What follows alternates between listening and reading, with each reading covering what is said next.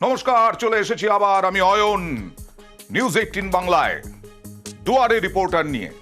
জেলায় জেলায় দুয়ারে রিপোর্টার আমার সঙ্গে থাকবেন আর আপনারা থাকবেন এই 1 ঘন্টা। বিভিন্ন জেলার বিভিন্ন খবর তুলে ধরি, রাজনীতির খবর তুলে ধরি, বেআইনি অবৈধ কাজ তুলে ধরি এবং তার সঙ্গে সঙ্গে আমাদের খবরের জেরে উন্নয়ন হচ্ছে এলাকায় তাও তুলে ধরি। তবে একদম যারা রাজনীতির প্রচন্ড ঝগড়া কানপাতা দায় পছন্দ করেন না, যারা তর্ক বিতর্ক চিৎকার চেঁচামেচি পছন্দ করেন না, তারা আমার সঙ্গে থাকুন এই 1 ঘন্টা। আজ প্রথমেই চলে যাবো সন্দেশখালীতে। মিছিল, পাল্টা মিছিল, উত্তপ্ত সন্দেশখালী। আবার গত কয়েকদিন ধরে আমরা দেখিয়েছি বেতাজ বাদশাহ যখন থেকে অধরা, যখন থেকে তাকে পাওয়া যাচ্ছে না, যখন থেকে তিনি বেরোচ্ছেন না, আদিবাসীরা রাস্তায় নেমেছিলেন। তাদের অভিযোগ ছিল তাদের জমি, হাজার হাজার বিঘে জমি ছিনতাই করে নিয়েছেন শেখ শাহজাহান। আর আজকে পাল্টা তৃণমূল নামলো, শাহজাহানের ঘনিষ্ঠরা তারা নামলেন লাঠি হাতে, সোটা হাতে, লাঠি সোটা নিয়ে একেবারে যুযুধান দুপক্ষ। সরাসরি চলে যাব প্রতিনিধি অনুপমের কাছে। অনুপম, কি অবস্থা এই মুহূর্তে, কি হয়েছিল?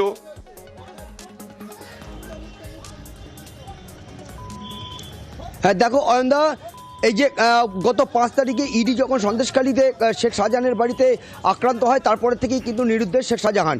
এবং তারপর থেকেই শেখ শাহজাহান যেহেতু নিরুদ্দেশ, তারপরের থেকেই কিন্তু এলাকার যেসব আদিবাসী এবং জমি রক্ষা কমিটি তারা কিন্তু আস্তে আস্তে কিন্তু বিক্ষোভ দেখাতে শুরু করে। তাদের যেটা বিক্ষোভের মূল যেটা দাবি ছিল যে তাদের যেসব জমি, ফসলের জমি, সেই সব জমি শেখ শাহজাহানের অনুগামী উত্তম সর্দার এবং শিবু হাজরা তারা কিন্তু সেই সব জমি দখল করে নিয়েছে। এবং সেই সব জমি তারা ফেরতের দাবিতে কিন্তু তারা বেশ কয়েকদিন ধরে কিন্তু বিভিন্ন জায়গায় কিন্তু বিক্ষোভ দেখাচ্ছে, থানার সামনে বিক্ষোভ দেখাচ্ছে, বিডিও অফিসের সামনে বিক্ষোভ দেখাচ্ছে, লাগাতার কিন্তু তারা বিক্ষোভ দেখিয়ে যাচ্ছে। এবং এই বিক্ষোভের পাল্টা কিন্তু গতকাল থেকে কিন্তু তৃণমূলও কিন্তু পাল্টা বিক্ষোভে নেমেছে সন্দেশখালীতে। তারাও কিন্তু সন্দেশখালী থানার পাশে যে ত্রিমোহিনী, সেখানে কিন্তু কালকেও তৃণমূলের পক্ষ থেকে বিক্ষোভ দেখায় এবং আজ সকাল থেকেও কিন্তু তৃণমূলের পক্ষ থেকে বিক্ষোভ দেখানো শুরু করে। এবং এই বিক্ষোভ যখন চলছিল বিকেল নাগাদ, তখন কিন্তু এই জমি রক্ষা কমিটি এবং আদিবাসী যারা তারা কিন্তু একদম লাঠি সোটা নিয়ে কিন্তু চলে আসে, যুযুধান হয়ে গেছিল। কিন্তু যা শোনা যাচ্ছে যে আদিবাসীদের তাড়ায় নাকি তৃণমূল কর্মীরা পালিয়েছেন। এ দেখুন, এলাকায় পাল্টা মিছিল যখন করেন তখন আদিবাসীদের তাড়ায় পালাচ্ছেন তৃণমূল কর্মীরা। পালাতে গিয়ে নাকি এরকম ভাবেই জলে পড়ে গেছেন লঞ্চ থেকে। কথা বলবো প্রতিনিধি অনুপমের সঙ্গে আরো একবার। অনুপম, কেন পিছু হটতে বাধ্য হলেন তৃণমূল কর্মীরা? দেখো, এই কারণে পিছু হটতে বাধ্য হলো, তার কারণ সন্দেশখালী এলাকার জমি রক্ষা কমিটি এবং আদিবাসী মহল, যাদের জমি এতদিন ধরে এই উত্তম সর্দার আর এই শিবু হাজরা যারা দখল করে রেখেছিল, তারা কিন্তু একজোট হয়ে আজকে কিন্তু এই কয়েকদিন ধরে কিন্তু আন্দোলন নেমেছে। যে কারণে কিন্তু তৃণমূলের যারা রয়েছে, যারা আজকে বিক্ষোভ দেখাচ্ছিল, তারা কিন্তু পিছু হটতে বাধ্য হয়েছে। এবং তারা যখন পিছু হটতে, তারা যখন নদী পার হয়ে চলে যাচ্ছিল, তারা কিন্তু হুড়মুড়িয়ে লঞ্চে উঠতে গিয়ে কেউ পড়ে যায়, কেউ পায়ে লাগে, কেউ লঞ্চের থেকে পড়ে যায়। এরকমভাবে কিন্তু লঞ্চের থেকে তারা লঞ্চ করে পালায় এবং সেই লঞ্চের দিকে কিন্তু এই জমি রক্ষা কমিটি এবং আদিবাসীরা তারা কিন্তু ঢিল পর্যন্ত চড়ে। আর এই মুহূর্তে যে লাস্ট যে আপডেট খবর, সেটা হচ্ছে জমি রক্ষা কমিটিরা তারা কিন্তু উত্তম মাহাতো তাকে কিন্তু ঘিরে ধরেছিল এবং ঘিরে ধরে কিন্তু মারতে যায়, মারধর করতে যায়। তখন কিন্তু পুলিশ লাঠিচার্জ করে এবং উত্তম মাহাতোকে কিন্তু সেখান থেকে রেস্কিউ করে। আর এর পরেই কিন্তু যেহেতু পুলিশ লাঠিচার্জ করেছে, সেই কারণে কিন্তু সেই জমি রক্ষা কমিটি এবং আদিবাসীরা তারা কিন্তু এই মুহূর্তে সন্দেশখালী থানার সামনে কিন্তু বিক্ষোভ দেখাচ্ছে। সন্দেশখালী থানার সামনে এই মুহূর্তে বিক্ষোভ দেখানো হচ্ছে যে আদিবাসীদের ওপর লাঠি চালায় পুলিশ এবং অর্থাৎ যথেষ্ট উত্তপ্ত সন্দেশখালী এই মুহূর্তে। আমরা অবশ্যই নজর রাখবো রাত্রিবেলাও সন্দেশখালীর দিকে।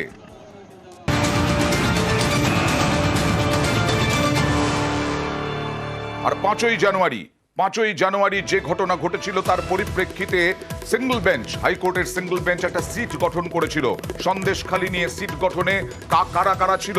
সিবিআই, রাজ্য পুলিশ, এদেরকে রাখা হয়েছিল। কিন্তু অন্তর্বর্তী স্থগিতাদেশ দিয়ে দিল প্রধান বিচারপতি ডিভিশন বেঞ্চ। শুধু সিট গঠনেই স্থগিতাদেশ নয়, রাজ্যের তদন্তের ওপরেও স্থগিতাদেশ দিল প্রধান বিচারপতির প্রধান বিচারপতির ডিভিশন বেঞ্চ এবং এই মামলার পরবর্তী শুনানি 6ই মার্চ। এমনিতেই তো শাহজাহান ধরা দিচ্ছেন না, তার উপরে আবার তদন্তই গতি নেই, প্রকৃতিও ধামাচাপা পড়ে যাওয়ার একটা আশঙ্কা এই মুহূর্তে। আর শেখ শাহজাহান তিনি কোথায় বেতাজ বাদশাহ তিনি কোথায়? পুলিশ জানে না, কেউ জানে না, আমরাও জানি না, সত্যি কি জানে না তারা? আসলে শাহজাহান কোথায়? শাহজাহান প্রকাশ্যে আসছেন না কেন? ইডি বারবার ডেকে পাঠাচ্ছে, হাজিরা দিচ্ছেন না কেন? এই নিয়ে প্রশ্ন।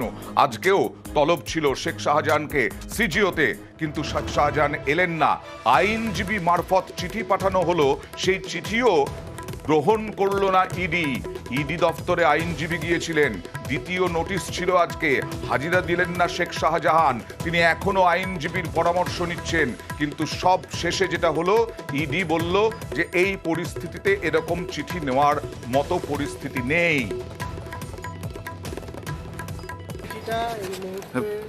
অ্যাকসেপ্ট করা হয়নি, এটুকুই আমাদের কাছে আমরা বলতে পারবো। বাকি কি হবে সবই অ্যাকসেপ্ট কে করলো না? অ্যাকসেপ্ট যেটা রিসিভিং সেকশন ওখান থেকে অ্যাকসেপ্ট করলো না। কি বললো? বললো যে এই চিঠি এরকম ভাবে অ্যাকসেপ্ট করা যাবে না। মানে আপনি আবার চিঠি ফেরত নিয়ে চলে যাচ্ছেন? নিশ্চয়। এবার চলে যাব বর্ধমানে। নবাবহাট বাস স্ট্যান্ডে টোল আদায়ে বিতর্ক। কেন বিতর্ক? যে স্ট্যাম্প ছাড়াই নাকি টোল আদায় হচ্ছে।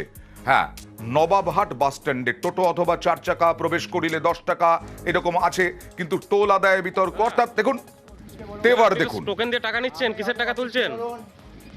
কিসের টাকা নিচ্ছেন? কিসের টাকা? অফিসকে তো আপনি তো টাকা নিচ্ছেন, আপনি তো টোকেন দিচ্ছিলেন না। কিসের টাকা এটা? অফিসকে বলুন। আপনি তো টোকেন দিয়ে টাকা তুলছেন। অফিসকে বলুন যান। অফিসকে বলুন। কোন অফিস দাদা এটা? ইয়া বাবা, যান ভিতরে যান। কোন অফিস? কিসের না, আপনি তো কাজ করছেন, কিসের টাকা নেওয়া হচ্ছে? দাদা সাংবাদিকদের সঙ্গে একটু সমঝে কথা বলুন। সংস্থায় ডিউটি করেন, কিসের টাকা এটা? কথা বলবো প্রতিনিধি শরদিন্দুর সঙ্গে।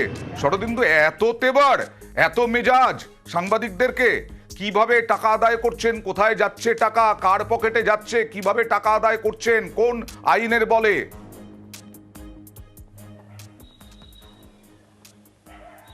দেখো অয়নদা, এই যে বাস স্ট্যান্ড, এই বাস স্ট্যান্ড বর্ধমান উন্নয়ন সংস্থা বিডিএর। এখানে দেখা যাচ্ছে সৃজনী শ্রমিক শিল্প সমবায় সমিতির নামে এই টোল আদায় হচ্ছে। কয়েকশো বাস ঢোকে, সেই বাসের কাছ থেকে তো 30 টাকা করে নেওয়া হচ্ছেই। টোটো 4 চাকা তাদের কাছ থেকেও 10 টাকা করে নেওয়া হচ্ছে। এমনকি মান্থলিও আছে, 5 টাকা পার ডে মান্থলিও আছে, যে মাসে 150 টাকা দিলে তাকে আর দিতে হবে না। কিন্তু এই যে এত মোটা টাকা কোথায় যাচ্ছে, কে তাদের টোল তুলতে বলেছে, এই প্রশ্নটাও বড় করে দেখা দিচ্ছে। কারণ তারা বলছে যে এই যে বাস স্ট্যান্ড, এটা পিপিপি মডেলে তৈরি করা হয়েছিল, প্রাইভেট পাবলিক পার্টনারশিপে তৈরি করা হয়েছিল। বিডিএ অর্থাৎ বর্ধমান উন্নয়ন সংস্থা রক্ষণাবেক্ষণে কোনো টাকা দেয় না, যে কর্মীরা রয়েছে তাদের বেতনের কোনো টাকা দেয় না, তাই তারা টোল আদায় করছে। কিন্তু তাদেরকে কে টোল আদায় করতে বলল? যদিও বিডিএ বক্তব্য যে এই টোল আদায়ের বিষয়ে তাদের কিচ্ছু জানা নাই, তারা টোল আদায় বন্ধ করতে বলছে। আমরা তাদের কাছে জানতে চাওয়ার পর টোল বন্ধ নির্দেশ দেওয়া হচ্ছে এবং কি চুক্তি রয়েছে তা খতিয়ে দেখে পরবর্তী পদক্ষেপ। এই টাকা তো কোথাও যায়, কি করে এত তেবার হয়? ড্রাইভাররা কি বলছেন দেখুন। টোকেন দিয়ে টাকা নিচ্ছেন, কিসের টাকা? এখানে আমরা টোটো ঢুকলি 10 টাকা করে লাগে। এটা বাস স্ট্যান্ডে লাগে। কোন বাসটা? Nababhat bus stand. কেন টাকাটা নাই কেন বলতে পারবো না, আমরা ঢুকতে গেলেই আমাদের কাছে 10 টাকা করে দেয়, আর টিকিটটা দেয় দিন। হ্যাঁ, একবার 10 টাকা নিয়ে নেয়, সারাদিন আমরা ঢুকি বেরোই, আর টিকিট দেখালেই ছেড়ে দেয়। আর অফিসার কি বলছেন দেখুন। কোন সংস্থায় ডিউটি করেন, কিসের টাকা এটা? বিষয়টা হচ্ছে এটা পিপিপি মডেল, গভর্নমেন্টের সঙ্গে আমাদের সৃজনী টাই আপ। ওই যে এসএস লিমিটেড যে ডিলটা দেখেছেন না, ওটা সৃজনী শ্রমিক শিল্প সমবায় সমিতি লিমিটেড। এখানে গভর্নমেন্ট কস্টিং কিন্তু বিয়ার করে না, এখানে প্রাইভেট পার্টনারকেই সমস্ত ল্যান্ড অ্যাকুইজিশন কস্ট থেকে শুরু করে কোর্টের হায়ার ভ্যালুয়েশন বলুন, ফার্দার যে এই যে মেনটেন্যান্স কস্ট যা রিপেয়ারিং যা আছে, ইলেকট্রিক বিল, স্টাফের স্যালারি যা আছে, এই সবটাই প্রাইভেট পার্টনারকে বিয়ার করতে হয়। ফলে খুব স্বাভাবিকভাবে এই মেনটেনেন্স পার্টটার জন্য আমরা বিভিন্ন যে ছোটো ছোটো পয়েন্টগুলো আছে সোর্স অফ ইনকামে, সেইগুলো থেকে নেই। সবটাই এগ্রিমেন্ট আছে, আনঅফিসিয়ালি কোনো কিছু করা হয় না। ইনি হচ্ছেন টোল কর্তৃপক্ষ, টোল আদায় করেন তার মালিক। তিনি বলছেন যে সব হয় আপনি তো টাকা নিচ্ছেন, আপনি তো টোকেন সব দিচ্ছিলেন। চুক্তি কিসের অনুযায়ী। টাকা এটা? তাহলে বর্ধমান উন্নয়ন পর্ষদ আপনি তারা তো কি টোকেন বলছে দিয়ে টাকা দেখি। তুলছেন।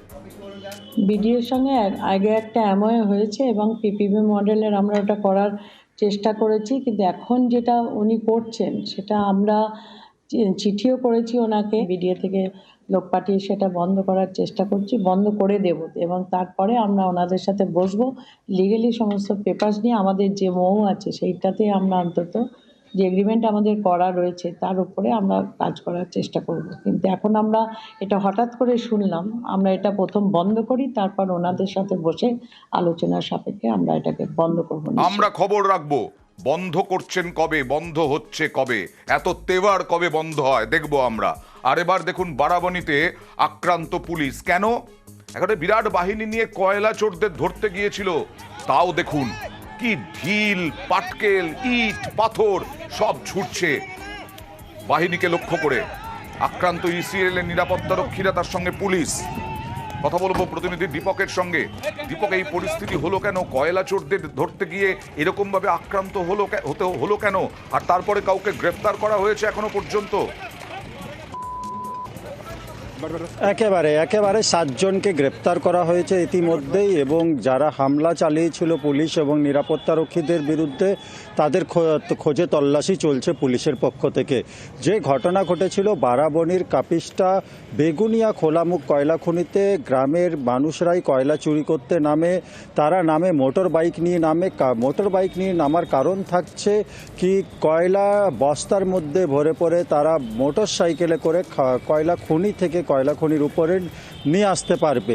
এই দৃশ্য যখন দেখতে পায় নিরাপত্তারক্ষীরা কয়লা খনির, তখন তারা বাধা দিতে গেলে প্রথমে তাদের উপরে হামলা চালানো হয় এবং গোটা ঘটনার বিষয় যখন বারাবণী থানাকে জানালে, বারাবণী থানার পুলিশ গেলে তাদের গাড়িতে লক্ষ্য করে হামলা চালায় কয়লা চোরেরা। তাদের 4 জন পুলিশ কর্মী ইতিমধ্যেই জখম হয়েছে এই ঘটনা, এবং বেশ কয়েকটি পুলিশের গাড়িতে ভাঙচুর চালানো হয়। এরপরে আসানসোল থেকে বিশাল পুলিশ বাহিনী মোতায়েন করা হয়, তারপরে গ্রামে তল্লাশি অভিযান শুরু করা হয়। তল্লাশি চালিয়ে প্রায় 7 জনকে গ্রেপ্তার করা হয়েছে এবং 6 টন অবৈধ কয়লা গ্রাম থেকে বাজেয়াপ্ত করেছে পুলিশ। এবং যে ঘটনা হওয়ার পর इंचार्ज सिक्योरिटी इंचार्ज की बोलছেন দেখুন। हम लोग कोयला चोरी को रोकने के लिए अभियान चलाने के लिए हम लोग माइंस में कोयला चोर लोग कुछ पकड़े और कोयला भी सीज किए। उस दौरान हम लोग का गाड़ी में तोड़फोड़ हुआ, चोर लोगों ने तोड़फोड़ कर दिया। हमारे 2 सिक्योरिटी स्टाफ को चोट लगा है, ECL सिक्योरिटी। वो आदमी पकड़ा है, 7 आदमी अरेस्ट हुआ है टोटल। এবার মালদায় চলে যেতে হবে, কারণ মালদা, হ্যাঁ, কোনো ভালো খবর নয়। মালদায় আক্রান্ত সোনা ব্যবসায়ী, মালদায় খুন, মালদায় অপহরণ, মালদায় সোনার দোকানে ডাকাতি, আবার মালদায় সোনার ব্যবসায়ী আক্রান্ত, আগ্নেয়াস্ত্র দেখিয়ে সোনা লুট। কথা বলবো প্রতিনিধি সেবকের সঙ্গে। সেবক, একটাই প্রশ্ন, মালদায় কি পুলিশ আছে?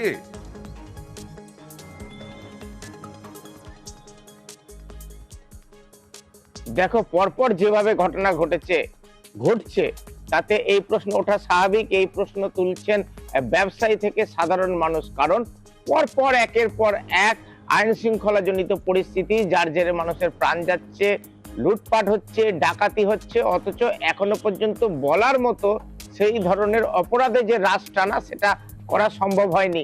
গত রাতে মালদহের হরিশ্চন্দ্রপুরের কুশিদা এলাকায় দোকান বন্ধ করে বাড়ি ফিরছিলেন কমল ঠাকুর নামে এক ব্যবসায়ী, যার সোনার দোকান রয়েছে বাংলা বিহার সীমান্তের তেঁতুল চক, যে জায়গাটা বিহারের অংশে। কিন্তু তিনি যখন এই সোনার দোকান বন্ধ করে ফিরছিলেন মালদহের হরিশ্চন্দ্রপুর থানার কুশিদা এলাকায়, কুশিদা গ্রাম পঞ্চায়েত এলাকায়, সেখানে 3 জন তাকে ঘিরে ধরে, এমনটাই অভিযোগ।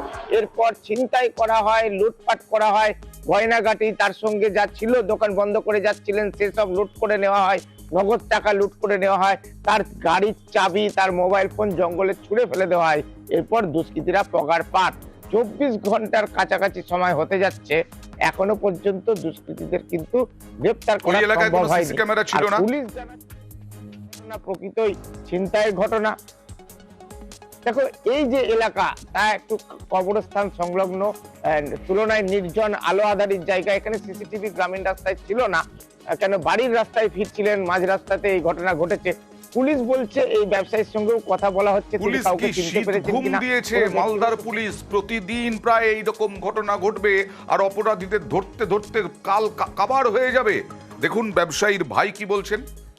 বাইকে হঠাৎ একদল দুষ্কৃতী আক্রমণ করে জোরপূর্বক তার যা ছিল ব্যাগে ক্যাশ ছিল কি যা ছিল যতটা দোকান করার পর যা থাকে সমস্ত কিছুই তার জোরপূর্বক ছিনতাই করে নেয়। এবার আরামবাগে চলে যাব। অনেক তো তৃণমূল বিজেপি, তৃণমূল সংঘর্ষ, তৃণমূল সিপিআইএম সংঘর্ষ অনেক দেখিয়েছি। দুই ভাইয়ের মধ্যে সংঘর্ষ, দুই ভাইয়ের মধ্যে বিবাদ, তাকে ঘিরে উত্তপ্ত, বাড়ি ঘরদোর জ্বালিয়ে দিয়েছে। দেখুন কি নিয়ে? রাস্তা তৈরি নিয়ে। একটা পারিবারিক বিবাদে পুড়ে খাক হয়ে যাচ্ছে বাড়ি, একাধিক বাড়ি। কথা বলবো প্রতিনিধি বাপনের সঙ্গে। বাপন, কি ঘটনাটা ঘটেছে? জমি বিবাদ শুনেছি, এখানে রাস্তা তৈরি কি জমি বিবাদও যুক্ত এর সঙ্গে? আর এত বড় ঘটনা ঘটে গেল। তোকে একেবারেই শুধুমাত্র রাস্তা তৈরিকে কেন্দ্র করেই কিন্তু এই এত বড় একটা সংঘর্ষের ঘটনা, যেটা আরামবাগের বাতানন পঞ্চায়েতের চকহাজি গ্রাম। সেই গ্রামেই কিন্তু দুই ভাই বিকাশ রায় এবং উজ্জ্বল রায়, তাদের মধ্যেই কিন্তু দীর্ঘদিন ধরেই একটা দ্বন্দ্ব চলছিল যে রাস্তা তৈরিকে কেন্দ্র করে। যেটা বড় ভাই বিকাশ রায়, তার যেটা অভিযোগ যে তার বাড়ির সামনে দিয়ে জোর করে রাস্তা করে নেওয়া হচ্ছে। পাল্টা যেটা ছোট ভাই যে উজ্জ্বল রায়, তার যেটা দাবি যে ওই রাস্তায় কিন্তু পূর্ব পরিকল্পিত কিন্তু আগে থেকে ঠিক করা হয়েছিল। বড় ভাই বিজেপি কর্মী, ছোট ভাই তৃণমূল কর্মী, তার মধ্যে এখানে রাজনীতির গন্ধও তো আছে। তাহলে একেবারে এই ঘটনাকে কেন্দ্র করে কিন্তু রাজনৈতিক চর্চাও শুরু হয়েছে। তার কারণ একজন বিজেপি কর্মী এবং একজন তৃণমূলেরই পঞ্চায়েত সদস্য, আর সেই ঘটনাতেই কিন্তু রাজনৈতিক চর্চা শুরু হয়েছে। কারণ এই ঘটনাকে ঘিরেই কিন্তু একেবারে সংঘর্ষের পরিণত হয়েছে। বাড়ি ঘরদোর আগুন লাগিয়ে দেওয়া হয়েছে, এমনকি বাড়িতে ভাঙচুর এবং মারধরের ঘটনাও ঘটেছে, যার জেরে কিন্তু পুলিশকে পদক্ষেপ নিতে হয়। পুলিশ কিন্তু ছুটে যায় এলাকায় পরিস্থিতি নিয়ন্ত্রণে আনতে, এবং এমনকি এখন পর্যন্ত পুলিশ ওই এলাকাতে মোতায়েন করা হয়েছে, পুলিশ পিকেট করা হয়েছে। ঘটনায় দুজন আহত হয়েছে, তাদেরকে আরামবাগ মেডিকেল কলেজে ভর্তি করা হয়েছে। এলাকা একেবারে ওই যে দুই পরিবারের সংঘর্ষের জেরে কিন্তু এলাকা থমথমে হয়ে উঠেছে, একেবারে পুলিশ কিন্তু মোতায়েন রয়েছে। খুব স্বাভাবিক ঘটনা যে দুই ভাইয়ের যদি সংঘর্ষ এই রকম পর্যায়ে যায়, তাহলে সাধারণ মানুষের মধ্যেও তো আতঙ্ক ছড়াবে। রাস্তাকে কেন্দ্র করে নিয়ে ওই 2 বছর ধরে হচ্ছে রাস্তা, ওই যে জনগণের রাস্তা, ওদের ভাই ভাইয়ের রাস্তা, সেই নিয়ে যে এখন হচ্ছে এই 2 বছর ধরে কেসটা মাটি ফেলা ছিল। ওই দিয়ে ওই রাস্তাটা দেবে না। 9টা সাড়ে 9টার সময় ওরা রাত্রিরে ওই সব 25-30টা ছেলে মিলে মদ খাচ্ছে আর মাংস খাচ্ছে, খেয়ে ওই রাস্তাটায় কাটছে, কেটে ওই রুইছে। সেইটা মেম্বার এবার ওই যেয়ে একটু বারণ করতে যাওয়ার জন্যে ওরকম ঘটনা। হ্যাঁ, রাজনীতি বলতে ওই যে বড় ভাই বিজেপি করে আর ওই ছোট ভাই তৃণমূলের মেম্বার। না, ওখানে আমাদেরকে তো মারধর করেছে, আমরা তো ছুটে পড়েছি, ছেলেরা মারধর করেছে দেখবেন, আর ওরাও ছুটে পড়েছে।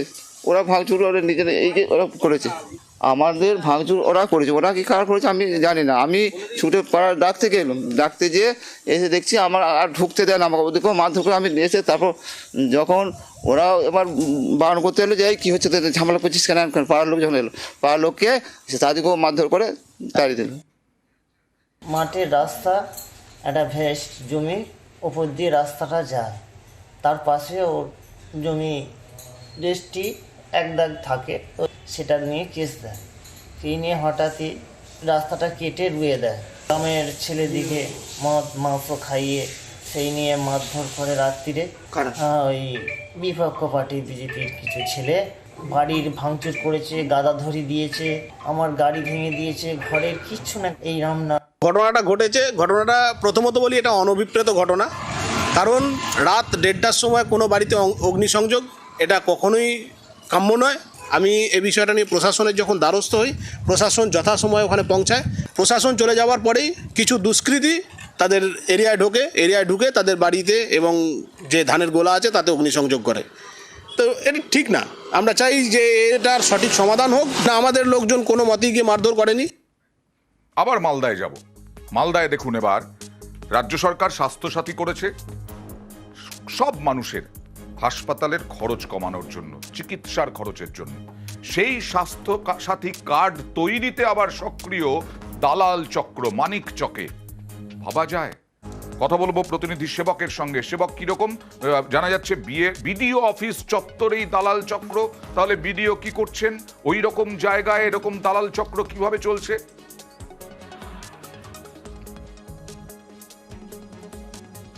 একদমই, যখন স্বাস্থ্যসাথী কার্ড তৈরিতে দালাল চক্র, তাও আবার প্রশাসনের নাকের ডগায়।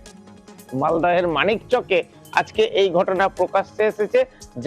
যে অভিযোগ উপভোক্তারা তুলেছেন তা কিন্তু অত্যন্ত চাঞ্চল্যকর। কারণ আজকে মানিকচকের বিডিও অফিসের কমিউনিটি হলে স্বাস্থ্যসাথী কার্ডের জন্য ক্যাম্প করা হয়েছিল। সেখানে অনেকেই যান স্বাভাবিকভাবে, আর এখানেই উপভোক্তাদের একাংশ সরব হন দালাল রাজ নিয়ে।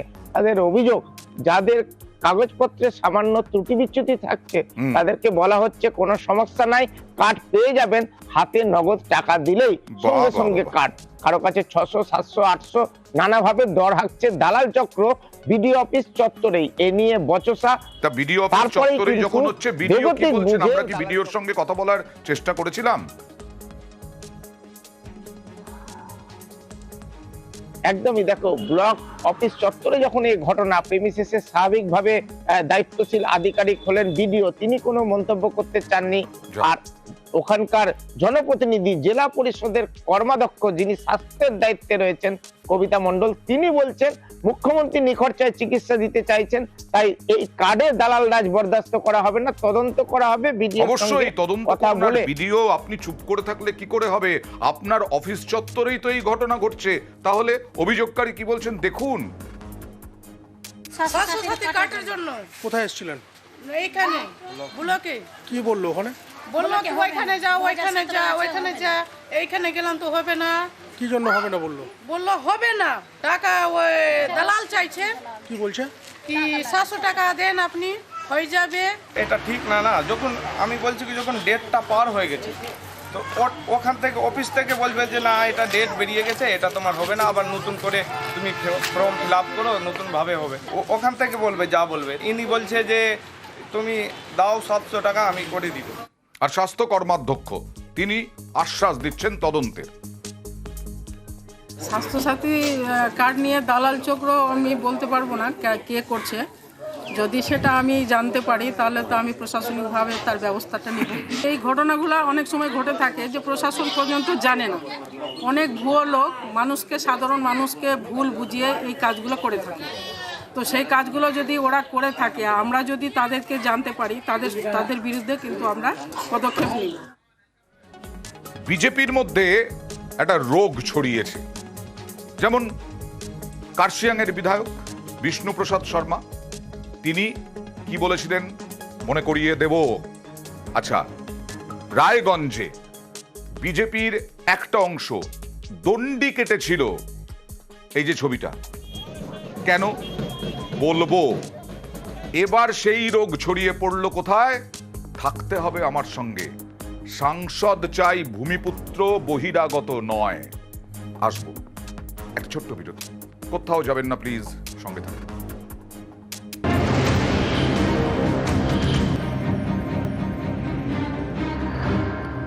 ব্রেকে যাওয়ার আগে বলছিলাম বিজেপির মধ্যে যেন একটা কোথাও কোথাও ভূমিপুত্র রোগ। এর আগে বলছিলাম কার্শিয়াংয়ের বিধায়ক বিষ্ণুপ্রসাদ শর্মা বারবার বলে গেছেন এবার যদি ভূমিপুত্র না হয় তাহলে তিনি নির্দল হয়ে দাঁড়াবেন। পাল্টা রাজ্য বিজেপি সভাপতি তাকে হুঁশিয়ারিও দিয়েছিলেন। তারপরে দেখলাম রায়গঞ্জে প্রাক্তন জেলা সভাপতি, তার নেতৃত্বে দণ্ডি কাটা হলো, কারণ স্বাধীনতার পর থেকে রায়গঞ্জ কারো কোনো ভূমিপুত্র পায়নি সংসদে। আর এবার হুগলিতে পোস্টার রাজনীতি। লকেট চট্টোপাধ্যায় হুগলির সাংসদ। একটা জিনিস লেখা আছে দেখুন, আমাদের তৃণমূল বা কংগ্রেস বলবেন না, আমরা বিজেপি কর্মী। অর্থাৎ বহিরাগত বলে উল্লেখ লকেটকে, তৃণমূলকে হারাতে ভূমিপুত্র চাই। বিজেপি যাতে তৃণমূলকে না দুষতে পারে তার জন্য নিচে লেখা আছে আমাদের তৃণমূল বা কংগ্রেস বলবেন না, আমরা বিজেপি কর্মী। কথা বলবো প্রতিনিধি রানার সঙ্গে। রানা, কেন হঠাৎ করে লকেট চট্টোপাধ্যায়ের বিরোধিতা? লকেট চট্টোপাধ্যায় যথেষ্ট লড়াই করে ওখান থেকে যথেষ্ট সংসদে নির্বাচিত হয়েছিলেন। কোন অংশ, বিজেপির কোন অংশ এই লকেট চট্টোপাধ্যায়ের বিরোধিতা করছে?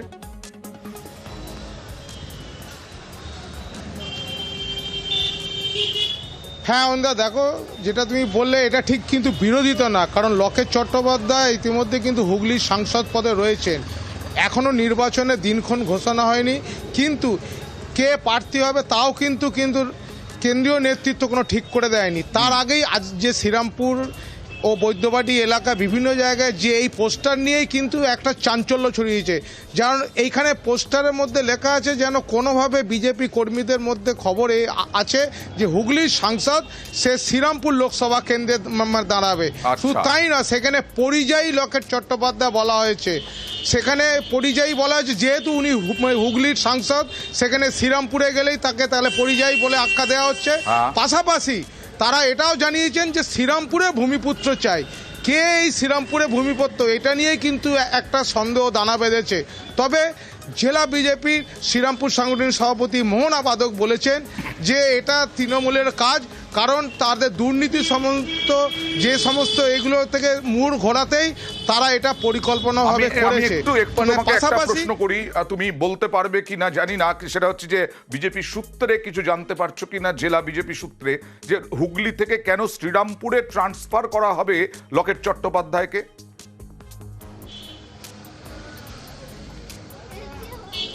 না দেখো, জেলা বিজেপির সূত্রে যেটা সেরম ধরনের কোনো সূত্র না পাওয়া গেল, রাজনৈতিক মহলে যেটা একটা চর্চা শুরু হয়েছে, যেহেতু উনি এর আগে লোকসভা যে কেন্দ্র হুগলি, সেখান থেকে তিনি কিন্তু জয়লাভ করেছিলেন। তার পরবর্তীকালে কিন্তু চুচুড়া বিধানসভায় তিনি কিন্তু দাঁড়িয়েছিলেন বিজেপির হয়ে, সেখানে কিন্তু ব্যাপক মার্জিনে অসিত মজুমদারের কাছে কিন্তু উনি পরাজিত হয়েছেন। ফলে একটা কিন্তু রাজনৈতিক মহলে চর্চা শুরু হয়েছে যে হুগলিতে তার কি ভোট ব্যাংক কমতে শুরু করেছে লকেট চট্টোপাধ্যায়, সেইটার জেরেই কি এই ধরনের একটা পোস্টার দেওয়া হয়েছে যেখানে তাকে ঘুরিয়ে শ্রীরামপুরে লোকসভা কেন্দ্রে প্রার্থী করা হতে পারে বলে। বেশ, ধন্যবাদ।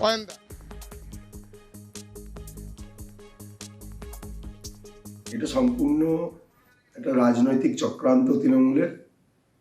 তারা যেহেতু এই চোরেদের সরকার হয়ে দাঁড়িয়েছে এবং আপামর দুর্নীতিতে তৃণমূলের নেতারা যুক্ত হয়ে গেছেন, তাই তার থেকে দৃষ্টি ঘোরাতে লকেটদির নামে এই শ্রীরামপুরে পোস্টার ফেলা হয়েছে। এই আগামী দিন লকেটদি আবার স্বমহিমায় জিতে আসবেন এবং ভারতবর্ষের বুকে লকেট চ্যাটার্জিকে নিয়ে কোনো মাথা ব্যথা নেই আমাদের, ঠিক আছে? কেননা তৃণমূল কংগ্রেস মানুষের জন্য কাজ করে। লকেট চ্যাটার্জি বিজেপির হয়ে কোথায় দাঁড়ালো না এসব নিয়ে তাদের দল চিন্তা ভাবনা করবে, তো আমাদের কোনো ব্যাপার নেই। তবে একটা জিনিস, যে 5 বছরে লকেট চ্যাটার্জিকে খুঁজে পাওয়া যায় যে মানুষ তাকে চায় না, চাইবে কোন দলের কে দাঁড়াবে এসব নিয়ে মাথা ব্যথা তৃণমূল কংগ্রেস করে না। আর যেটা বলছিলাম সেই ছবিটা একটু দেখুন। রায়গঞ্জে দণ্ডি কেটে প্রতিবাদ জানিয়েছিলেন, ভূমিপুত্রের দাবি করেছিলেন বিশ্বজিৎ লাহিড়ী, জেলার প্রাক্তন সভাপতি, বিজেপির প্রাক্তন সভাপতি। 1 ফেব্রুয়ারি একেবারে দণ্ডি কাটতে চেয়েছিলেন ভূমিপুত্র চাইলেন, কিন্তু বহিষ্কৃত হয়ে গেলেন।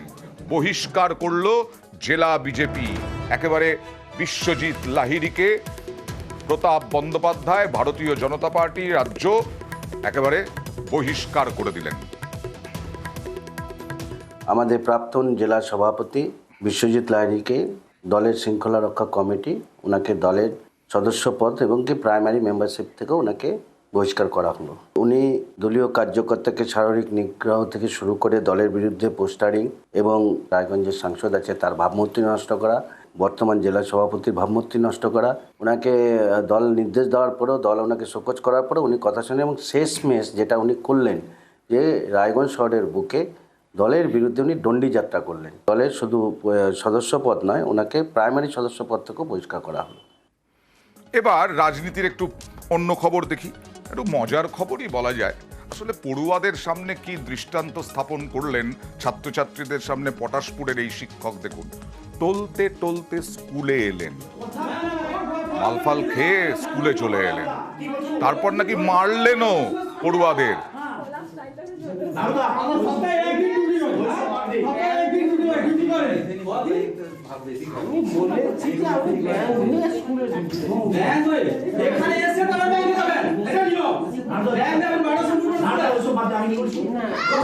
পটাশপুরের ভুবন মঙ্গলপুর স্কুল এটা। মানে কিরম ভাবে কথা বলছেন দেখেছেন তো, তারপরে বমিও করে ফেলেছেন স্কুলের মধ্যে। কথা বলবো প্রতিনিধি পঙ্কজের সঙ্গে। পঙ্কজ, ঠান্ডা তো এখনো আছে নাকি ওখানে? ঠান্ডার মধ্যে একটু মেরে এসছেন, টেনে এসছেন, এটা কি প্রতিদিনই আসেন?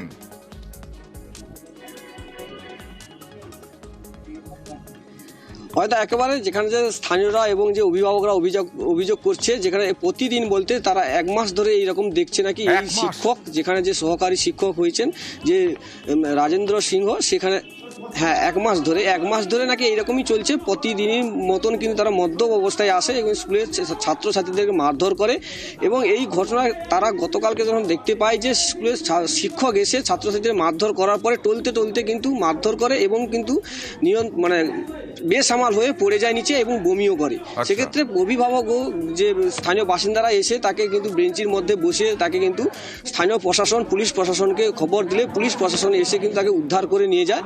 এই ঘটনাকে কেন্দ্র করে যথেষ্টই কিন্তু তারা কিন্তু রয়েছে যে তাদের দাবি, যে অভিভাবক এবং যে তাদের স্থানীয় বাসিন্দাদের দাবি যে এই শিক্ষক দীর্ঘদিন 1 মাস ধরে নাকি এইরকম মদ্য অবস্থায় এসছে এবং ছাত্রছাত্রীদের মারধর করে।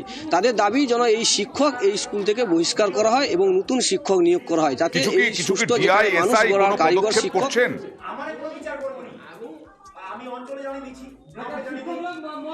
যেখানে ব্লক প্রশাসনের সঙ্গে আমি কথা বলে দেখেছি, যেখানে ব্লক প্রশাসন জানিয়েছেন যে আমরা জেলা প্রশাসনকে জানিয়েছি এবং এই বিষয় নিয়ে তারা কিন্তু আশ্বাস দিয়েছে যে এর একটা সুব্যবস্থা নেবেন এবং গ্রামবাসীদেরকেও আশ্বস্ত করেছেন। স্থানীয়রা কি বলছেন দেখাবো, তবে তার আগে একটু হাত জোর করে ওই শিক্ষককে বলবো, আপনাকে পড়ুয়ারদের কথা ভাবতে হবে না, আপনি লিভারের কথা ভাবুন।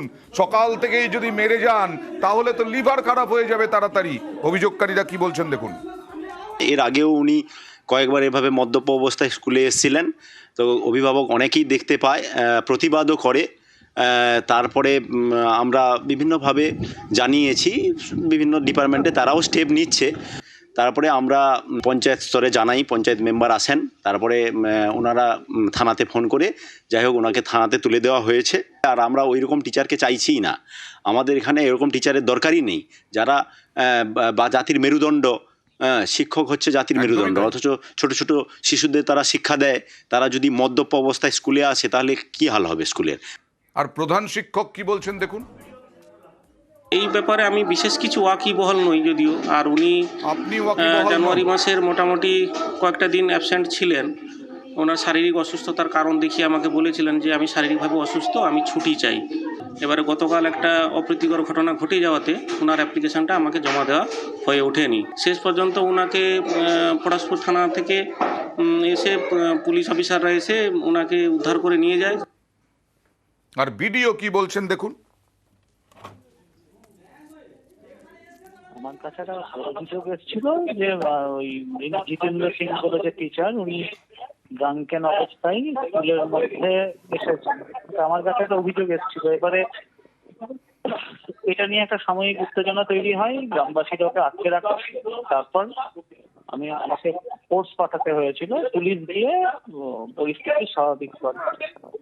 আর এসআই ম্যাডাম যিনি আছেন অমরশী সার্কেল, তাকেও আমরা বিষয়টা জানিয়েছি। তিনি ওনার এগেনস্টে যা যা অ্যাকশন নেওয়ার, যা অলরেডি ডিআই সেকেন্ড মানে ডিপিএসসি চেয়ারম্যান, ডিআই প্রাইমারি এদেরকে ঊর্ধ্বতন কর্তৃপক্ষকে উনি অলরেডি আগেই বিষয়টি জানিয়েছেন।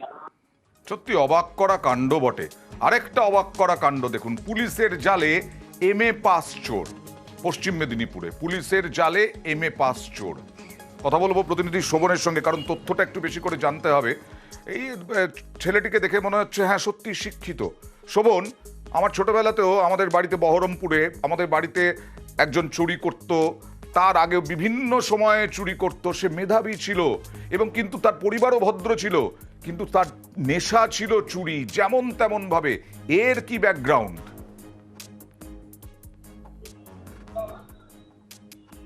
একদমই অয়ন্দা, দেখো এরও ব্যাকগ্রাউন্ড সেই একই রকমই, যেটা জানা যাচ্ছে পুলিশ সূত্রে যে MA পাস, ইংলিশে MA পাস এই যুবক গত 1 মাস আগে যে মেদিনীপুর শহরে একটি চুরির ঘটনা ঘটে, সেই ঘটনার তদন্তে নেমে কিন্তু কোতোয়ালি পুলিশ এই যুবককে গত 4 দিন আগে বাঁকুড়া থেকে গ্রেপ্তার করে। এবং পুলিশ সূত্রে যেটা জানা যাচ্ছে যে মূলত এই যে যুবক রয়েছে এ হচ্ছে চাকরি না পাওয়ার জন্যই কিন্তু এই পেশাকে বেছে নিয়েছে, চুরির পেশাকে। এবং শুধু এই জেলা নয়, বিভিন্ন জেলাতে কিন্তু এর আগে একাধিক চুরির ঘটনার সঙ্গে এই যুবক যুক্ত রয়েছে বলে পুলিশ সূত্রে জানা গেছে। সৌমাল্য চৌধুরী নামে এই যে যুবক, এর বাবাও সম্ভ্রান্ত পরিবারের, এবং যেটা জানা যাচ্ছে যে পরিবারের যারা সদস্য রয়েছে তারা চাকরি বাকরি করে, কিন্তু এই ছেলে চাকরি না পাওয়ার জন্যই কিন্তু মূলত এই পেশাকে বেছে নিয়েছে এবং বিভিন্ন জেলায় ঘুরে ঘুরে কিন্তু একাধিক চুরির ঘটনা ঘটিয়েছে। 200-র বেশি। এই যুবক, কি নাম, সুন্দর নাম, সৌমাল্য চৌধুরী।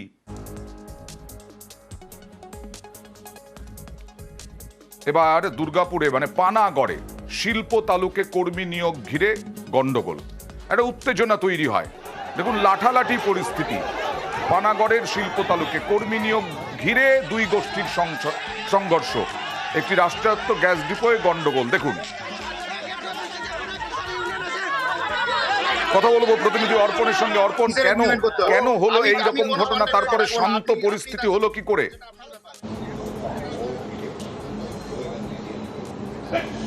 অয়নদা, তোমায় জানি রাখি যে এই যে রাষ্ট্রায়ত্ত যে গ্যাস ডিপুটি রয়েছে, এটা বুদবুদ থানার অন্তর্গত পানাগড় শিল্প তালুক। এই শিল্প তালুক মুখ্যমন্ত্রী মমতা বন্দ্যোপাধ্যায় ঘটা করে উদ্বোধন করেন এবং এখানে একের পর এক শিল্প হওয়ার কথা যা নতুন করে তৈরি হয়েছে। কিন্তু সমস্যা একটা, এখানে কর্মী নিয়োগ। এই কর্মী নিয়োগ একটা বড় ইস্যু ওই এলাকার যে শিল্প তালুক রয়েছে, কারণ তৃণমূলের দুই গোষ্ঠী তাদের মধ্যে এই কর্মী নিয়োগ নিয়ে গন্ডগোল বাঁধে, একে অপরের দিকে অভিযোগ তোলে এবং লাঠি বাঁশ হাতে নিয়ে কিন্তু তারা একে অপরের মধ্যে কিন্তু ঝামেলার মধ্যে জড়িয়ে পড়ে এবং সেই ঘটনাস্থলে কিন্তু পুলিশ এসে কিছুটা হলেও পরিস্থিতি নিয়ন্ত্রণে আনার পরেও তৃণমূলের যে দুই গোষ্ঠীর মধ্যে যে তাদের মধ্যে যে ঝামেলা, সেই ঝামেলা মেটাতেই কিন্তু পুলিশকে কিন্তু বাধার মুখে পড়তে হয়। কারণ স্থানীয় যারা রয়েছে তাদের যেটা দাবি রয়েছে, স্থানীয় তৃণমূল তারা যেটা দাবি করছেন যে এলাকার মানুষ বঞ্চিত হচ্ছে, অপরদিকে কিন্তু অন্য গোষ্ঠীর তৃণমূলেরই তারা বলছেন যে তাদের নিজেদের লোক রিক্রুটমেন্ট করতে হবে। এই নিয়েই মূলত গন্ডগোল এবং সেখানে কিন্তু পুলিশ মোতায়েন করা হয়। কারণ দেখা যাক নিয়োগ ঘিরে এইরকম একটা পরিস্থিতি, জটিল পরিস্থিতির সমাধান হয় কিনা। তৃণমূলকে সামলাতে হচ্ছে পুলিশকে। বাইরের ছেলেরা এসে এখানে কাজ পাচ্ছে, আর আমাদের গ্রামের কত ছেলে যে বসে আছে কাজ পাচ্ছে না, সেই ছেলেগুলোর জন্যই আমাদের বেশি করে দাবি যে গ্রামে তো আমাদের এই কোটাতে তো কারখানাটা হয়েছে, আমাদের তো সব জমি গিয়েছে, বাইরের লোক এখানে বাইরের থেকে কন্ট্রাক্টর এসছে, যিনি কাজ শুরু করবেন এখানে। তো আমাদের সঙ্গে ইউনিয়নের সঙ্গে কোনো রকম কোনো যে লেবার নিয়ে ডিসকাস এসব কোনো কিছু না করেই এখানে কাজ শুরু করতে চাইছেন। এবং আমরা চাই যে সুস্থভাবে কন্ট্রাক্টর কাজ করবে। একটা ল্যান্ড লুজার পরিবারদের সঙ্গে এগ্রিমেন্ট করেছিলেন, সেই এগ্রিমেন্ট অনুপাতে সেই পরিবারের ছেলেরাই আজকে কিছু মাল সাপ্লাই দেওয়ার জন্য চিন্তাভাবনা নিয়ে চলছে। সেইটাকে হয়তো কেউ বলছে যে বহিরাগত ব্যক্তি ভাবে কেউ কোথাও কিছু বাধার সৃষ্টি করছে, কিন্তু প্রশাসন এসে সমস্যা মিটিয়ে আর এবার আমরা প্রতিদিনই প্রায় দেখাই নদী থেকে বালি চুরি, নদ থেকে বালি চুরি, এসব হয়, কিন্তু সব অংশের আধিকারিক তো আর দুর্নীতিগ্রস্ত নন। বেশিরভাগই হচ্ছেন তারা কাজ করেন সক্রিয়। যেমন এখানে বাঁকুড়ায় দ্বারকেশ্বর নদ থেকে বালি পাচার, বালি বোঝাই ট্রাক্টর আটক করা হলো ভূমি রাজস্ব দপ্তরের পক্ষ থেকে। দেখুন, কথা বলবো প্রতিনিধি প্রিয়ব্রতর সঙ্গে। প্রিয়ব্রত, দ্বারকেশ্বরের থেকে তার মানে প্রতিনিয়ত বালি পাচার হচ্ছিল? দেখো, বাঁকুড়ার যে সাতটা এলাকা, সেই এলাকায় দ্বারকেশ্বর নদের উৎপত্তি এবং সেই এলাকা থেকেই প্রায়শই বালি পাচার হয়, এমনটাই অভিযোগ ছিল কিন্তু গ্রামবাসীদের। এবারই আগে ভাগেই বেশ কিছুটা খবর পেয়ে যায় ভূমি ও ভূমি রাজস্ব দপ্তর এবং অভিযান চালানো হয়। সেই অভিযানে কিন্তু একটি ট্রাক্টর ধরা পড়ে, বাকি বেশ কয়েকটি ট্রাক্টর পালিয়ে যায়, এমনটাই অভিযোগ জানিয়েছেন যে ভূমি ও ভূমি রাজস্ব দপ্তর। এবং এই অভিযান কিন্তু থামে থাকবে না, থমকেও থাকবে না, এই অভিযান কিন্তু লাগাতার চলতে থাকবে। যে ট্রাক্টরগুলি গতকাল চলে গিয়েছে সেগুলি কিন্তু আরও পাকড়াও করা হবে, আর এই অভিযান কিন্তু চলতে থাকবে। যেই অভিযান করা হয়েছিল সেই অভিযানে একটি ট্রাক্টর ধরা পড়ে এবং যখন তার মালিকের কাছে জানতে চাওয়া হয় যে তিনি কোথা থেকে ট্রাক্টর বালি নিয়ে আসছেন, কেনই বা বৈধ কাগজপত্র নেই, তখন তাকে কোনো সূত্র দিতে পারেনি এবং সেটাকে আটক করা হয়। এবং অবশ্যই এই অভিযান চলতে থাকুক, আমরাও চাই।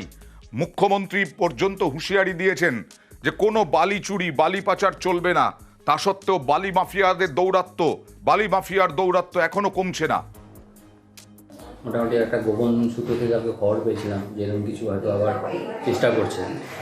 এবার কালকে আমরা আমাদের স্টাফ নিয়ে গেলাম, যাওয়ার পর রাস্তায় একটা গাড়ি পেয়েছি যার সেই সময় কোনো বৈধ কাগজ ছিল না।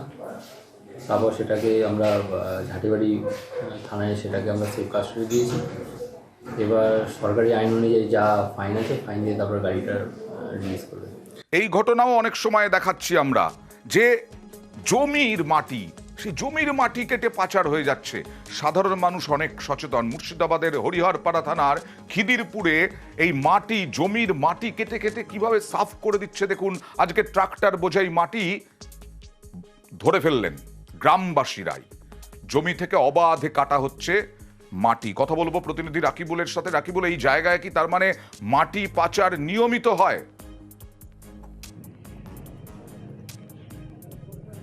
দেখো, দীর্ঘদিন ধরে এই হরিহরপাড়া খিদিরপুর যে বালুর মাঠ পাড়া সংলগ্ন এলাকা আছে, এই এলাকা থেকে দীর্ঘদিন ধরে রাতের অন্ধকারে এবং দিনের বেলাতেও যে ট্রাক্টরে করে মাটি কেটে নিয়ে যাওয়া হচ্ছে বিভিন্ন ইট ভাটাতে, এবং এই গ্রামবাসীরা তাদেরকে বললে তারা বারণ করলেও তারা কিন্তু বারণ শোনে না, এবং না শুনে কিন্তু আজকে কিন্তু তারা গ্রামবাসীরা একত্রিত হয়ে কিন্তু এই মাটি বোঝায় যখন ট্রাক যখন যাচ্ছিলেন তখন কিন্তু গ্রামের রাস্তায় তারা দাঁড় করিয়ে তারা বিক্ষোভ দেখায়, এবং ওই মাটির গাড়িতে যখন বিক্ষোভ করে কিন্তু ঘটনার খবর পেয়ে কিন্তু হরিহরপাড়া থানার পুলিশ গিয়ে ওই মাটি বোঝায় ট্রাক এবং চালক সহ তাদেরকে আটক করে নিয়ে যাওয়া হয় থানাতে।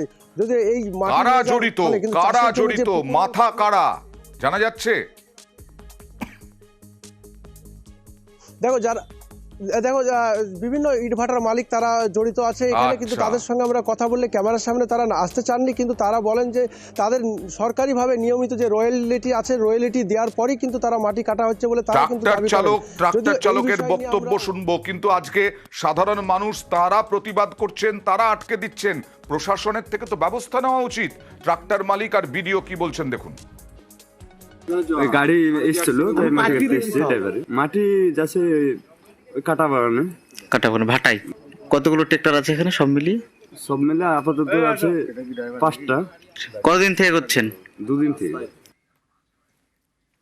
বলেছি একটু তদন্ত করে দেখতে, আর যদি কিছু নয় নিয়ম বাইরে যদি কিছু কাজ করে থাকে তাহলে অবশ্যই আমরা দেখব।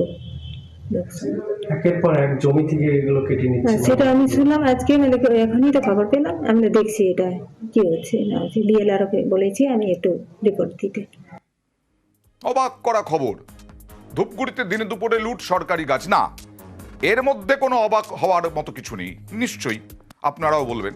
অবাক হচ্ছে এই বিষয়টাই যে ধূপগুড়িতে দিনে দুপুরে লুট হচ্ছে সরকারি গাছ, গাছ চুরির বিষয়ে কিছুই জানে না জেলা পরিষদ। মানেটা কি? কথা বলবো প্রতিনিধি রকির সঙ্গে। রকি, কোথায় হচ্ছে এই গাছ কাটা, গাছ চুরি? ধূপগুড়ির কোন জায়গা থেকে হচ্ছে যে জেলা পরিষদ কিছুই দেখছে না, কিছুই জানছে না?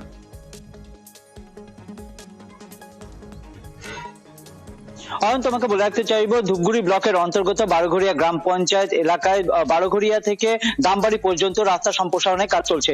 সেই রাস্তার দুধারে যে সরকারি জমি রয়েছে তার মধ্যে মূল্যবান গাছ সারি সারি দাঁড়িয়েছিল।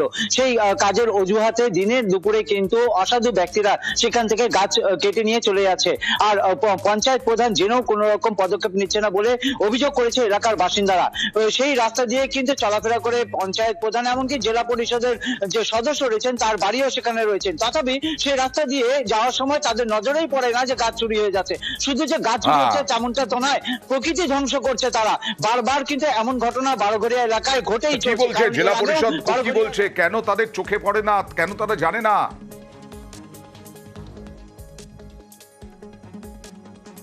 দেখো অয়ন, তারা কিন্তু সাফ অজুহাত দিচ্ছে জলপাইগুড়ি জেলা পরিষদ বিশাল বড় এলাকা, সেজন্য কিন্তু সব জায়গায় নজরদারি করা সম্ভব নয়। আমরা যখন খবর তুলে ধরি তারপর নাকি তারা জানতে পায় আসলে তাদের এলাকা, তাদের বাড়ি রয়েছে সেই রাস্তায়, কিন্তু তাদের নাকি রাস্তার পাশে যে গাছগুলি চুরিয়ে যাচ্ছে নজরে পড়ে না। তাহলে এখানে স্থানীয় বাসিন্দারা যে অভিযোগটা করেছে প্রধান পঞ্চায়েত এর সাথে জড়িত থাকতে পারে, এমনকি বিরোধীরাও কিন্তু অভিযোগ করেছে শাসক দলের নেতারা জড়িত থাকে বলে এই ধরনের রাজনীতি তো এখানে ছাড়বে না কেউ, কারণ এই চোখের সামনে সবাই দেখছে।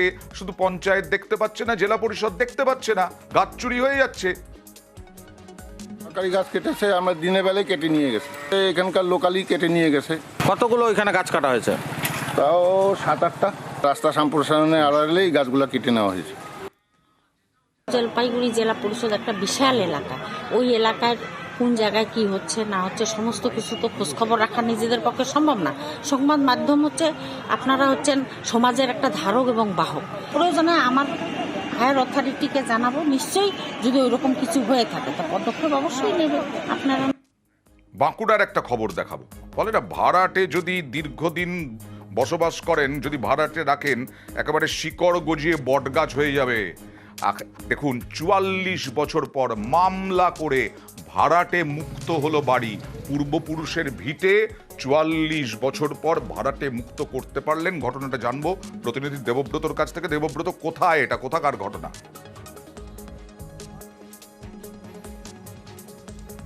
একেবারে দেখো, বিষ্ণুপুর শহরের প্রাণকেন্দ্র অর্থাৎ রূপকথা যে সিনেমা হল রয়েছে সেই সিনেমা হলের পাশেই, যেমনটাই তুমি বললে 44 বছর আইনি লড়াইয়ের পর অবশেষে মালিক তার বাড়ি ফিরে পেল। যেমনটাই জানা যাচ্ছে যে ওই মালিকের পূর্বপুরুষ 1912 সালে বিষ্ণুপুর শহরে এই জায়গা কিনেছিল 10 কাঠা, সেখানে বাড়ি তৈরি করেছিল।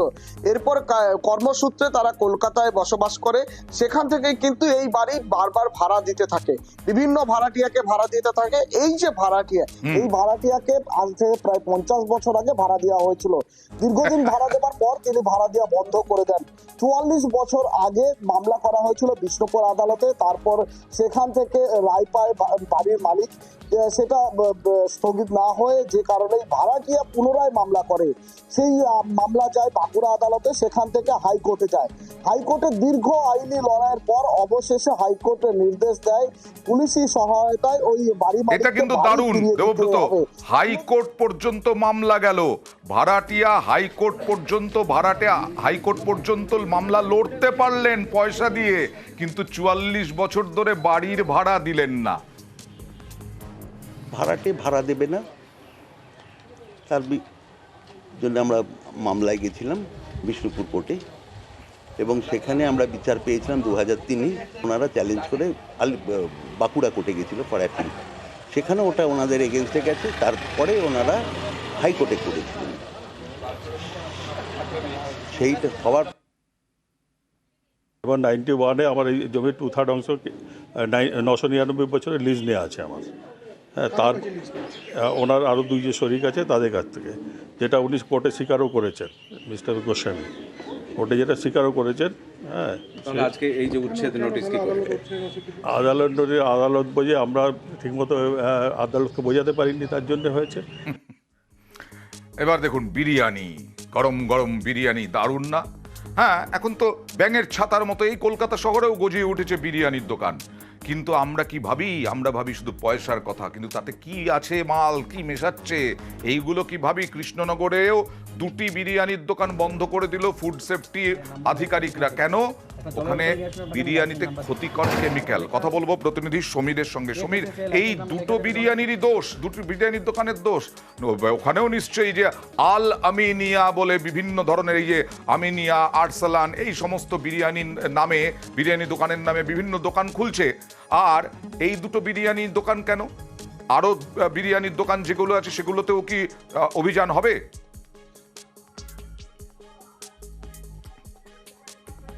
দেখো অয়নদা, শুধুমাত্র যে এই 2টি বিরিয়ানির দোকানেই যে দোষী তা নয়, কৃষ্ণনগরের সমস্ত দোকানে কিন্তু একই চিত্র। তবে কালকে যে ফুড ইন্সপেক্টর সেখানে যখন হানা দেয়, তার যে সময় ছিল সেই সময়ের মধ্যে মাত্র 2টো দোকানেই অভিযান চালানো সম্ভব হয়েছে, এবং আগামী দিনে অন্যান্য দোকানেও অভিযান চালানো হয় জানা গিয়েছে। তবে জানা গিয়েছে যেখানে খুব সস্তায় বিরিয়ানি পাওয়া যায়, কৃষ্ণনগরের অলিতে প্রচুর বিরিয়ানি দোকান গজিয়ে উঠেছে, এবং খুব সস্তায় সেখানে বিরিয়ানি পাওয়া যায়, এবং সাধারণ মানুষ কিন্তু সেই বিরিয়ানি খাওয়ার জন্য সেই দোকানগুলোতে নিয়মিত যাতায়াত করে। এবং যেটা অভিযোগ উঠছিল যে কম দামে যে বিরিয়ানি দেওয়া হচ্ছিল গুণগত মান কতটা সঠিক আছে, এবং সেই গুণগত মান পরীক্ষা করার জন্যই কিন্তু সেখানে ফুড ইন্সপেক্টর গতকাল সেখানে হানা দেয়, এবং হানা দিয়ে কিন্তু তিনি তাজ্জব হয়ে যান। দেখা যাচ্ছে যে কম দামে বিরিয়ানি দেওয়ার জন্য বিরিয়ানির যে স্বাদ এবং গন্ধ সেটা বজায় রাখতে গিয়ে কি করা হচ্ছে না, ক্ষতিকারক রাসায়ন মেশানো হচ্ছে। যে রাসায়নিকগুলো মেশানো হচ্ছে সেটা স্বাস্থ্যের পক্ষে ক্ষতিকারক, খাওয়ার উপযুক্ত নয়, এবং ফুড এবং FFS যে অনুমোদন দরকার তার কোনো অনুমোদন ছিল না, এবং সেই কারণে কিন্তু এই দোকান দুটো বিরিয়ানির দোকান নয়, আরো বিরিয়ানির দোকানগুলোতে যে কোনো জায়গায় অভিযান চালানো উচিত। এবার দেখুন একটা ভালো খবর দেখাবো। সরকারি হাসপাতালে সাফল্য, ব্যয়বহুল জটিল অস্ত্রোপচার করে সাফল্য কল্যাণী JNM হাসপাতালের। কি অস্ত্রোপচার বিস্তারিত জানবো প্রতিনিধি রঞ্জিতের কাছ থেকে। রঞ্জিত,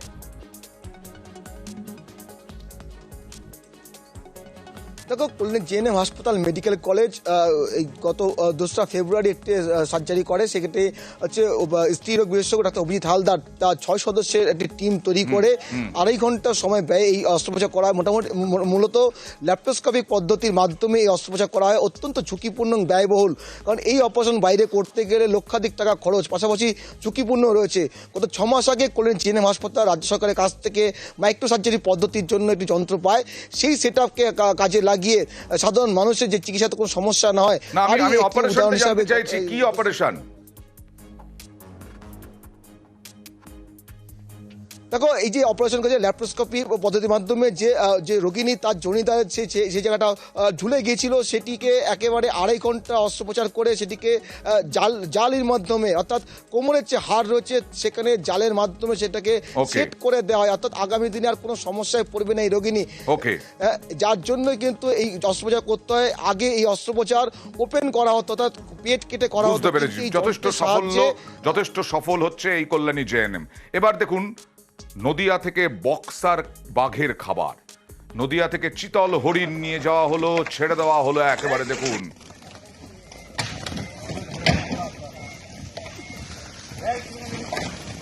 কথা বলবো প্রতিনিধি রাজকুমারের সঙ্গে। রাজকুমার, কতগুলো চিতল হরিণ ছাড়া হলো এবং কি মনে করা হচ্ছে এই যে বাঘের হানা বারে বারে, এইটা কি বন্ধ হবে লোকালয়ে?